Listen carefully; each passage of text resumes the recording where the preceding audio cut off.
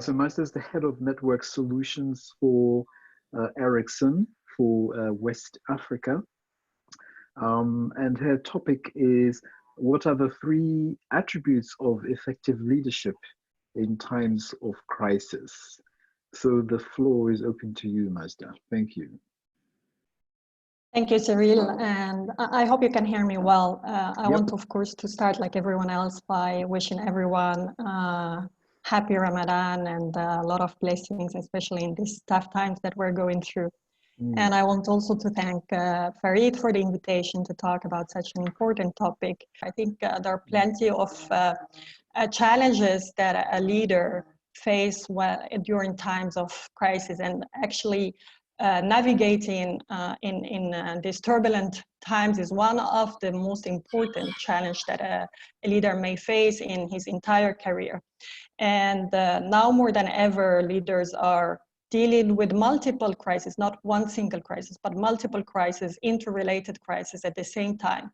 And this puts them in a position where they have to practice their best leadership at all times. I mean, it's we seem to be living in continuous crisis management period. So of course, the pandemic that we're living today is quite unique, but it has also created a series of other crises, and that's something we need to learn how to live with now in a more long term, I would say. And that brings us back to the question that was asked earlier about what it means to be resilient in these tough times. Just for us to understand what kind of challenges a leader has to face in times of crisis, I would say there is always this balance between business continuity, serving customers, making sure that all platforms, digital platforms, become very important in these times, continue to function very well. And at the same time, they have the responsibility to look after the well-being of their people, making sure that they stay safe in a crisis like ours, and also that they stay engaged and productive. And the number one attribute, I would say, of an effective leader in times of crisis, I would say, leading with compassion and humanness. And I believe that leaders that stay close to their people in times of crisis and demonstrate acts of kindness, warmth, and understanding are the leaders that are considered as trusted sources for guidance and reassurance. And we know how important is that in times of crisis. People look up to their leaders for information, for guidance, and that can only happen if there is a trust in their leadership. So there I want to put a focus on how important for the leader to acknowledge all kind of emotions that are present in their organizations. And we're not equal when faced with crisis. We react differently to what's going on, and as a leaders, we need to acknowledge that, and we need to create space for people to express their feelings, to share their concerns. But at the same time, we have the responsibility as leaders to help them overcome this and focus on their capabilities and strength. Because it's very difficult in times of crisis not to fall in the trap of, like the negativity that is surrounding us, and with all these flow informations that are coming every day. And that's why a leader has this responsibility to instill a sense of positivity and optimism when dealing with his people, and help them, look beyond what's going on and leverage on their strengths and capabilities. And that comes also with a very strong communication. So apart from all the digital platforms that some of us have been using for a long time, I mean, I'm managing a team that is across 26 countries. So for us, digital communication is essential, and it's part of our everyday communication. But apart from that, I think it's very important for leaders just to pick up the phone, reach out to their people, talk to them, ask about how they're feeling about what's happening, and help them, understand what are the right priorities and what are the things they can focus on right now and what are the things they can leave for after. So very simple gestures from leaders can make a difference in the life of the entire organization. We are also, I work for a telecommunication company, so communication again is an essential part of everything we do, but we are also trying to reinvent the way we communicate. So instead of going for formal meetings with agendas, we're trying to create more informal channels of communication. Virtual coffee breaks, well, no coffee these days during Ramadan, but virtual coffee breaks where the only rule in these meetings is not to talk business, is to talk about everything else, but not business. And that's just because we need to create this strong bond with our people. We need to help them, see that there is something happening and we are aware of it. But it's also for us as leaders to acknowledge our own feelings and share our own experiences and practices. And it starts by us, admitting that not everything can go right. Sometimes things go wrong, but there is nothing wrong with it.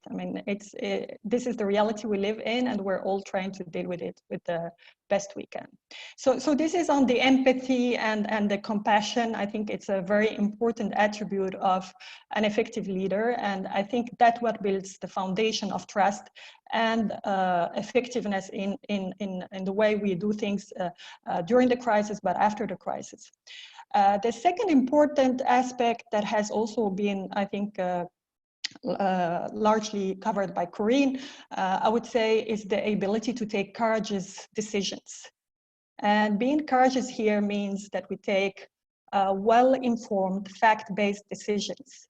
And I would say here, courageous sometimes can be mistaken by being able to take a decision when you have to. And yes, it is that, but it's more than that. It's about making sure that you don't fall in the emotion-based decisions and that you surround yourself with the right expertise so that when you make a decision, you have all the elements that help you to make the right one.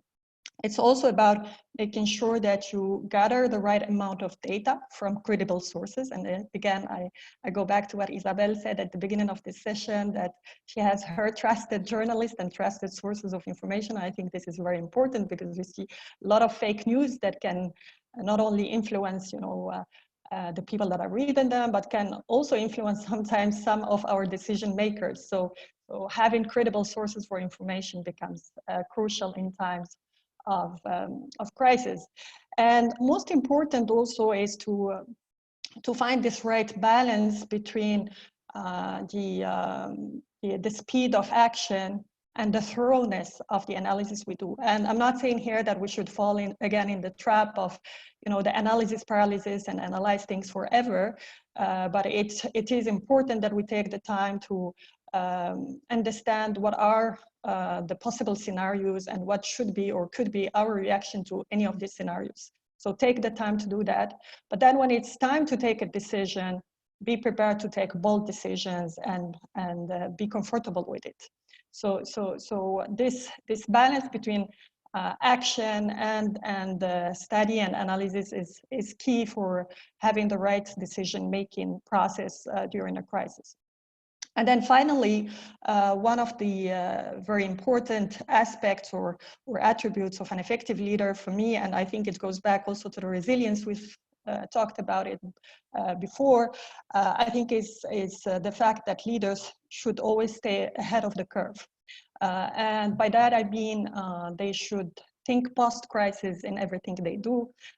So yes, they have the responsibility to manage the now and here and to make sure that things continue to operate in as normal as possible, but they also should continue to focus on strategy execution and what could be the transformation that organization should take, taking all the learnings from the crisis. So an effective leader is the one that can see the opportunity, again here, referring to what Habiba was saying earlier, see the opportunity from the crisis on how to create more agility in the organization, but also more agility for the people to adapt themselves to the new situations, and be prepared to take a new turn in their ways of working, in their strategy, if it's needed.